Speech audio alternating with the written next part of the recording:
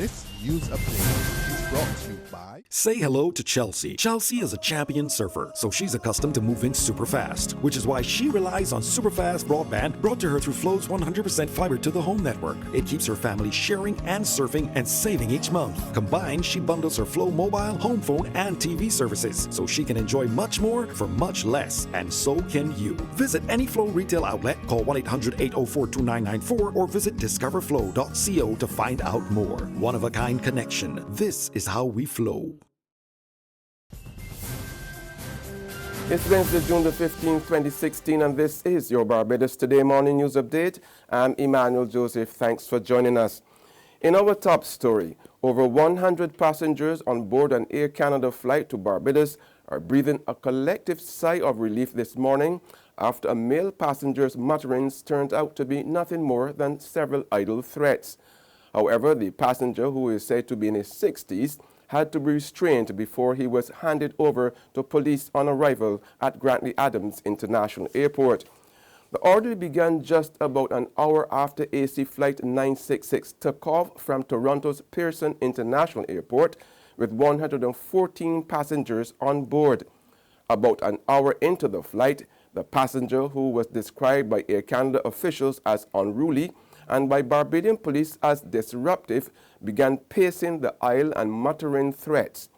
Astrid Breedy and Enfield Barnett told Barbados Today about their experiences during the ordeal on board. They told me to move because they had to restrain him. And when I was moving, like, he was cursing me and shouting at me and stuff like that, and using foul language. So I moved out, and then they came and they diverted him. And he wasn't really, like, he wasn't violent, but what he was saying, because at one point he was talking about ISIS and bombs, so it was really what he was saying.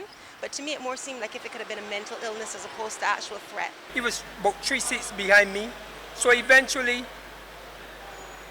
they restrained him because the guy was sitting next to him. He started talking crazy talk about he got a bomb and ISIS and all kind of crazy talk he was talking. So they just restrained him, and that was about it. The much-anticipated hearing in the case brought against the controversial Rock Hard Cement Limited of embattled businessman Mark Maloney by Chief Town Planner Mark Cummins failed to get going before District A Magistrate Douglas Frederick yesterday morning. Furthermore, the reason for the aborted start had Magistrate Frederick so unhappy that he let his feelings known in very strong terms. The presiding judicial officer said the marshal of the court had failed to carry out his duties to serve Rock Hard Cement through his chairman, Maloney, with the summons requiring him to attend court yesterday. So when the case Mark Cummins, Chief Town Planner, versus Rock Hard Cement was called, neither Maloney nor his lawyer or any representative of the company was present to answer the charge of breaching a stop order issued by the town planner. On checking the documents before him, Frederick discovered that the marshal, who was also absent, had not submitted any affidavit either showing a date of return or that the accused had been served or could not be found. In the absence of such information, the judicial officer told the court he did not know if Rock Hard had been served, and therefore he would adjourn the case until June 24. Meanwhile, a senior official of Preconco Limited, a Mark Maloney-managed company, yesterday voiced fears that hundreds of workers could lose their jobs and millions of dollars in investment could leave Barbados if the Town and Country Planning Department does not give the go-ahead for a number of projects submitted by Maloney's group of companies. Speaking against the backdrop of a public tussle between Maloney and Chief Town Planner Mark Cummins that started over an order to start a building storage facility for Rock Hard Cement off Spring Garden Highway, Assistant Financial Controller Kirk Smith told reporters there were several projects for which Maloney was yet to receive permission, despite submitting applications and the relevant documents months ago. If these projects don't go forward, it doesn't impact only Mark. Mark is in charge of about 15 companies across the island, but mainly he has about 20 other persons who are shareholders with him. So again, they are impacted. Mark also employs over 1,000 people on the island. So let's imagine that over the next 6 months, that none of these projects come to fruition. What does it mean for the employees, myself, the guys next to me, and the guys behind me? What does it mean for us? It means that there's no work. What does no work mean? No work means that these guys can't pay for the vehicles, can't pay for the mortgages, can't send the kids to school, can't buy basic groceries. In sport now, South Africa, which faced the West Indies this afternoon in St. Kitts in another encounter of the triangular cricket series, must win the game to catch up with the regional side, which have already beaten them and Australia. But West Indies, having lost to Australia in their third match and are in second position in the points standings, would be looking for a victory today that could put them in contention for the Tri-Nation title. The West Indies should enter their next Tri-Series match against South Africa with confidence after beating Australia for the first time in 4 years on Monday at Warner Park. In that game, the West Indies needed a strong batting performance, and their batsmen showed up with Marlon Samuels hitting his first ODI half-century against the Aussies in 15 years. As a matter of fact, the top 5 West Indies batsmen all made over 25 runs, and the last time that happened was in 2011 against the Netherlands. They'll need more of that against the Proteas, who have some pretty big names in their batting lineup, like A.B. de Villiers and Hashim Amla. Plus, the Proteas will be looking to bounce back from their loss against Australia at the weekend that now sees them in last place in the points table. But even though they're down, they're certainly not out. So it's shaping up to be a battle of the batsmen, as both sides are craving runs on a pitch that's eager to give it to them. There's regional and international news after this short break. Secure your future, be financially strong. Since 1983, we have been there for you. A smart range of products, great tax benefits.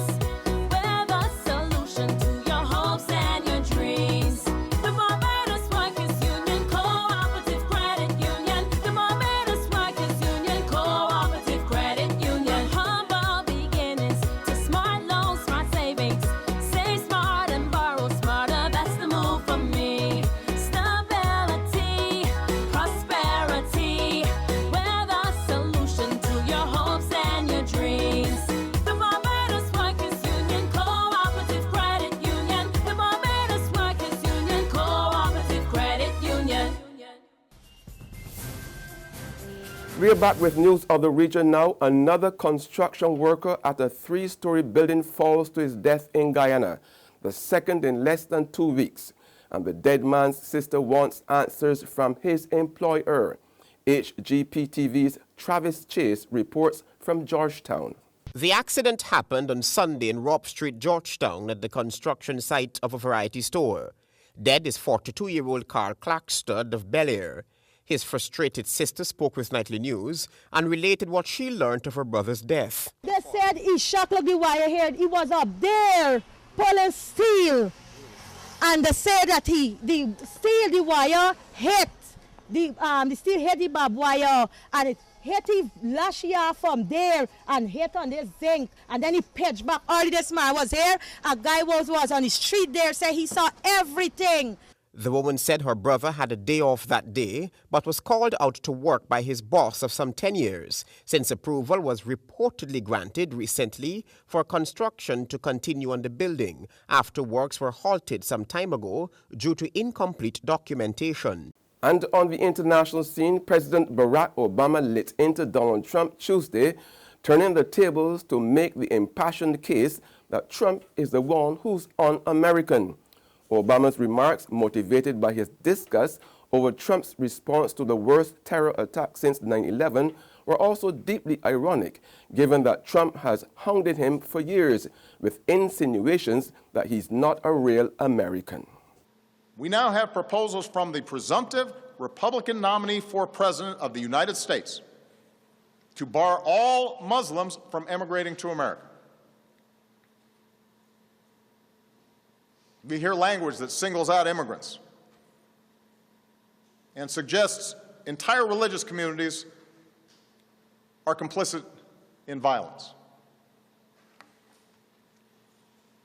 Where does this stop? The Orlando killer, one of the San Bernardino killers, the Fort Hood killer, they were all U.S. citizens. Are we going to start treating all Muslim Americans differently? Are we going to start subjecting them to special surveillance? Are we going to start discriminating against them because of their faith? We've heard these suggestions during the course of this campaign. Do Republican officials actually agree with this? That's news and sports, but for the very latest, visit our website at www.barbadostoday.bb. Also subscribe to our e-paper, email updates, and like us on Facebook. We are also on Izumi Media in bus terminals, or screenplay at supermarkets and gas stations near you, as well as Channel 99 on Flow TV and Mix 96.9 FM. I'm Emmanuel Joseph. Have a fantastic day.